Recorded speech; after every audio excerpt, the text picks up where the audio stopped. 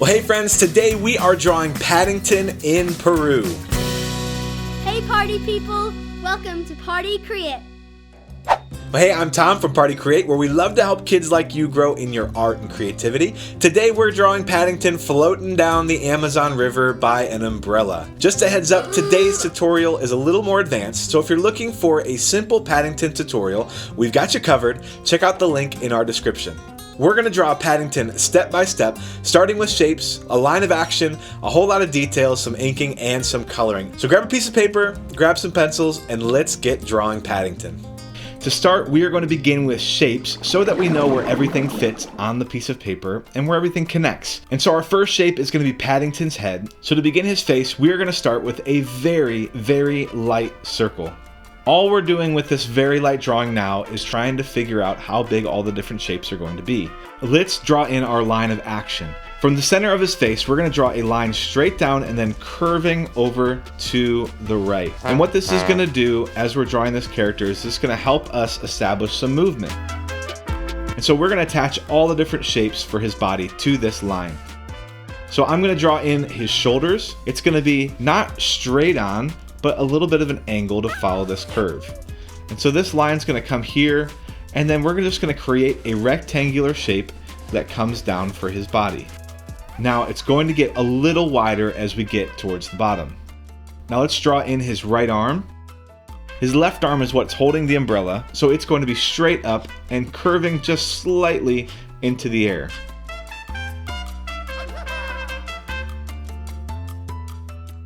His right arm is also going to curve away from his body, and this is what's going to be holding his briefcase. So start that curving rectangle from his shoulder and bring it down to his hands. We're going to draw in some really basic circles just for his hands, hidden a little bit by his cuffs. And then at the bottom of his body, we can begin to sketch in his legs. Now this right leg is going to be sweeping back because he's being carried away. So it's going to curl down and meet right here for the foot. We want the foot to be an oval, but facing away from his leg. See how it's going that direction? Now we're going to bring the inside of his leg back up to here, and then his left leg is going to be coming out the opposite direction. So it's going to be kind of an S shape, and we're going to follow this line here to his foot. Now we're going to do another oval for his left foot, and this foot's just going to be coming up and going this direction. Now we're going to connect the heel of his paw back to the middle right here, and now we've got the shape of his legs. Notice how he is moving a little bit to the left, like he's being carried this direction. That is so important when we're drawing our sketches because we don't want them to look stiff and robot-like. For his briefcase, I'm going to draw two parallel lines, one on the left and one on the right. And then I'm going to draw a third one right here. Now this briefcase is underneath his hands, so I'm going to bring a line here. And I'm going to connect these two right here. Now once you've got these two lines connected, we can bring the top of the briefcase along and connect these two lines. This line and this line are going to be going in the same direction, and this line right here is going to be going the same direction as this one. Alright, now that we've got the briefcase in, we can start working on Paddington's face. Now he's going to be leaning to the right, so we want to give him a line that goes straight down the middle of his face, but at an angle so we can place his ears, his nose, his mouth. We're also going to draw a line going the opposite direction and turn his face into basically 4 pieces of pizza. Once you've got these lines in, we will place his eyes directly underneath the line going across. Now make sure you keep an equal distance from either eye to this middle line. Let's draw in his nose just underneath here. It's a rounded triangle shape, and what we're going to do is we're going to draw in the line that separates the left and right of his cheeks, and we're going to just draw in a little smile here. We can draw in another U shape under here for the bottom of his mouth, and then we've got a little smile going for Paddington. That's really good. Now for the shape of his face, we are going to add in some scratchy lines for his fur on either side, and then what we can do is we can draw in his hat. His hat is going to start lower on the sides and move up in the middle like this. See that? But it's going to follow the angle that we've already drawn. And then on the sides, it's going to curl behind his head. So we're gonna draw in a line that comes in behind the fur. And he's got a little ridge on the top of his hat. And then it comes up, almost like a cone shape. But it's a little floppy, so it doesn't matter if it's totally straight. We wanna make sure that it has a little bit of floppiness to it. All right, once you've got his head, we can start on his jacket.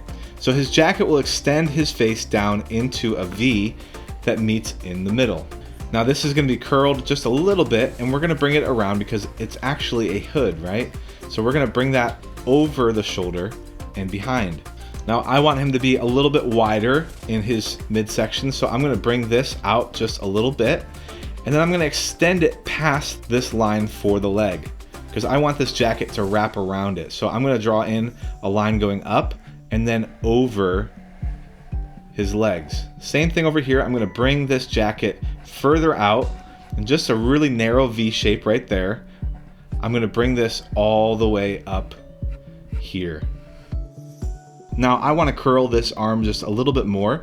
So I'm gonna extend this arm just slightly so I have a little bit more of an elbow there hidden underneath his jacket. Now he's got his clasps that go in the front of his jacket. So we're gonna draw 3. And again, we are going to follow that line of action. So they're gonna curl just a little bit. And then he's got these details of his pockets. So we're just gonna draw in a rectangle shape on either side. Once we've got these in, we can start on the details of his hands. So I'm gonna start with the handle for the briefcase. And this briefcase is gonna come up and over, and then we're just gonna kind of just wrap it with his hand. Now it's really furry, so we don't have to be super detailed because the fur will cover a lot of that. Because his jacket is going away from us, the cuff at the end of his arm will curl outward. For this hand, I'm gonna draw in 3 ovals, and I'm gonna draw in a little thumb that comes out over here. Now, again, he is covered in fur, so it doesn't really matter the details as much because we're gonna cover it with fur. But what we're gonna do now is we're gonna draw in just a straight line going at an angle this direction for the umbrella. Now for the umbrella, it's easiest to start with some basic shapes to get it right. So what we're gonna do is we're gonna start with a half circle going from the top of the umbrella and a line that follows the direction that the umbrella is going. Once we've got this shape done, we can go back with the details. So what I'm gonna do is I'm going to run this line over like that, almost like a bat wing or even Spider-Man's uniform. It's just gonna follow that line that we did earlier. And then he's got a little button for the top of his umbrella. And then we can go even further underneath if we want to for the back. If we show the back side of the umbrella, it gives it a little bit more of a 3D look. Just some of the last details on his fur. We've got a line that goes around his face. And then we can also draw in some of the fur on his legs. It's just repeating lines going the same direction. I'm gonna draw in the bottom of his foot, 3 circles and a big one in the back. And we can draw in, he's probably got little toes like that, so we can draw those in as well. All right, now it is time to get started with our inking. This is my favorite part. We're gonna pick our best lines and go over and erase the rest. So I'm gonna speed this up so that we can get to the coloring, but take your time with a marker or a pen or even a colored pencil to add in some final lines on top of your beautiful, beautiful sketch of Paddington. For the fur, I'm not gonna go for completely solid lines because I wanna give the colored pencils a chance to add in some furriness. Now don't be afraid to take this time to make some changes. For the clasps, I'm gonna add in some of those last little details on the rope. And if you notice, I'm going a little bit thinner on the inside details and thicker along the outside edges of our character. Now this is just one way of doing it, it's one technique, but this is one way to make sure that your character stands out against the background. I'm gonna leave a little white spot on the nose just to give him a little bit of a highlight there. And again, on the eyes, I'm gonna do the exact same thing. I'm gonna give him dark eyes, but I'm gonna leave in a little bit of a spot just to show a highlight.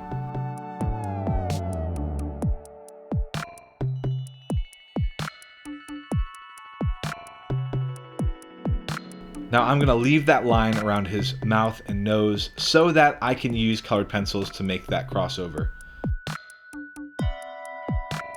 Once you are done, you can erase your pencil lines from before. Just make sure that you leave some time for it to dry.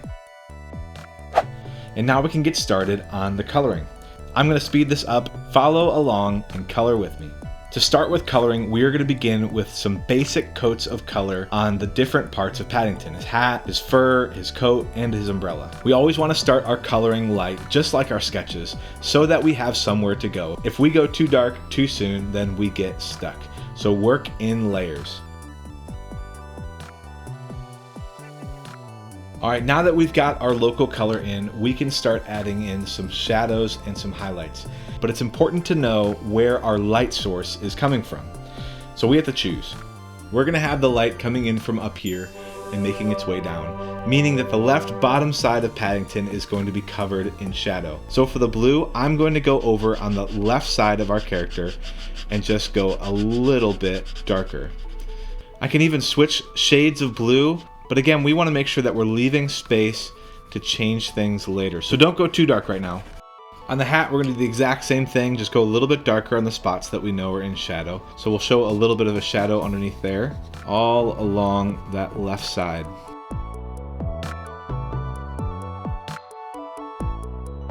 Underneath his feet, we've got a shadow. And then underneath his jacket, it's going to be shadowy there as well. One clever way to make sure your character looks like he has shape and maybe a little bit more of a 3D look is to follow the lines of his fur with some individual strokes. Now for the space around his nose and mouth, I'm going to go over it with my brown, but I'm going to keep it so light that you can barely see it. Because we don't want it to be stark white, but we also don't want it to get too dark, because that spot is supposed to be lighter than the rest of his fur. And because his umbrella is a little bit of a grayish color, I'm just going to continue to color it in with a normal pencil, just to give it some more shadow and kind of make it more gray than brown. Alright, now to add in some highlights. So what I'm going to do is I'm going to take a bright yellow and add in on some of these spots that are going to be hit by the sunlight, especially on the fur. I can do that as well, just kind of blend in some yellow, and you see how it just kind of shifts it just a little bit. And it's all about layers. Think of a lasagna, think of ogres, they're like onions, lots of layers. We want to keep doing layer after layer. If we go too quick, like I said at the beginning, it puts us in an alley and we can't really get out of it. And so we want to make sure that we are going, doing as many rounds as we can, just to get a little bit darker and darker and darker. Because oftentimes what happens is if you go too dark, you not only did you do something that you didn't really intend to do, but you don't even really see it until it goes down on the paper. So the more incremental we are, the more layers we use, the slower we get to that final product, but the better it looks because we get to see it as it gets darker instead of just going, psh, I'm going to add in like a ton of blue right here. We want to work our way there. If you're looking for more art, drawing, and creative tutorials, make sure to hit like and subscribe to keep this party going.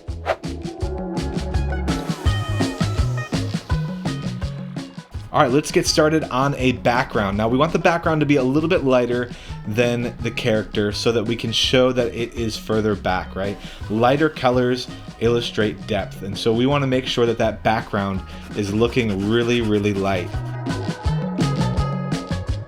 So what I'm going to do is I'm going to lightly sketch in some mountains, just really light, blend it into, so I'm just going to continue to use that sketchiness, blend it into the green. And I don't want to have super distinct lines back here. And then as we get closer, what we can do is we can start getting a little bit darker, right? So up here we'll get a little bit darker than way back in the background. And if you want to, we can get started on drawing some plants in here, right? So I'm just going to lightly sketch in some plants, just really big leaves, big leafiness. But they're in the background, so we don't want to have it too distinct, right? So we're just going to kind of sketch those in and leave a lot of space to the imagination. So the key is being as sketchy as we possibly can, right? Because we still want to make sure that it looks like a background, that it's not right there, right? We want to make it look like he's floating over a whole bunch of stuff, right? Alright, and there we have it, guys. Paddington in Peru, floating down the Amazon.